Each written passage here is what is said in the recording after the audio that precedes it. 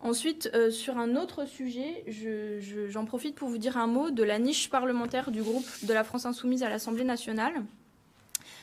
Puisque c'est compliqué de tenir tous les bouts, mais on essaye de le faire.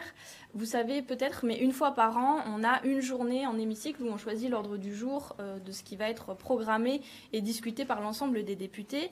Et nous, ça tombe évidemment en ce moment. Donc en ce moment, nos propositions de loi sont examinées en commission.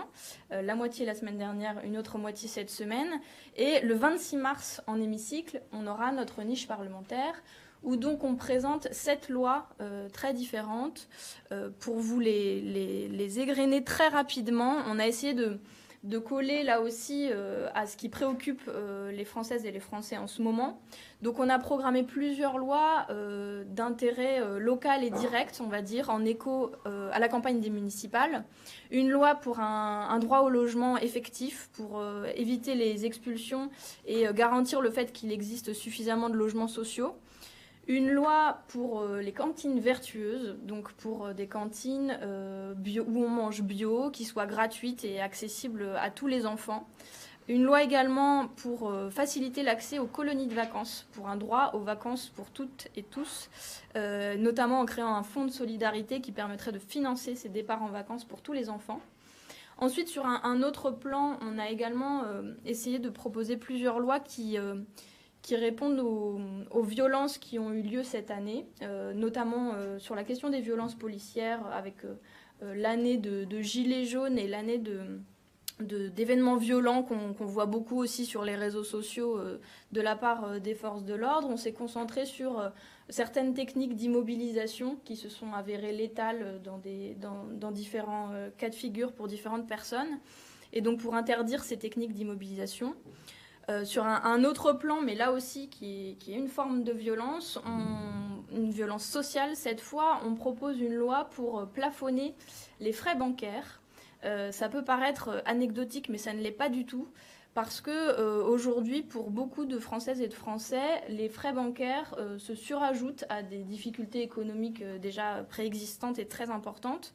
Et donc les gens qui sont dans la plus grande précarité, qui sont les plus en difficulté, voient tomber des agios, des frais en tout genre, parfois de manière démentielle, qui les mettent dans des situations de surendettement directement. Et on pense que les établissements bancaires sont responsables de ces situations.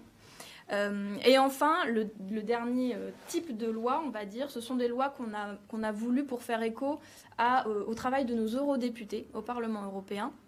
Une loi d'abord qui permet de transcrire une directive sur la protection des lanceurs et lanceuses d'alerte, qui a été passée il y a plus d'un an maintenant au Parlement européen, que la majorité parlementaire macroniste n'a pas l'air pressée de transcrire, et donc on se propose de le faire à leur place.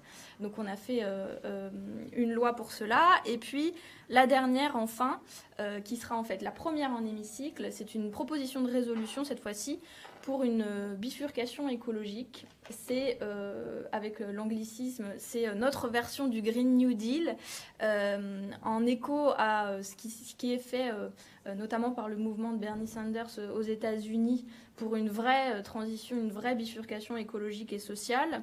Et puis en réponse à ce qui est fait cette fois-ci au niveau européen, qui pour nous est une vaste arnaque.